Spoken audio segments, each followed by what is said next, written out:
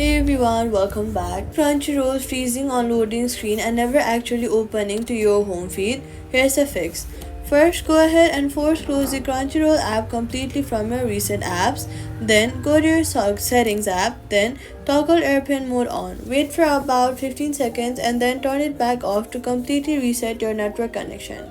Since Crunchyroll's own support team confirms most loading issues are caused by temporary glitches, cache data, or network problems.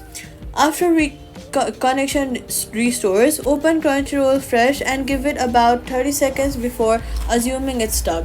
If it's still frozen, go to your settings, go to general, go to iPhone storage, find Crunchyroll in the list of apps, tap on it and then tap offload app. After offloading it, go to the app store, search for Crunchyroll and reinstalling it. Make sure you are connected to a stable Wi-Fi or cellular signal before opening the app again.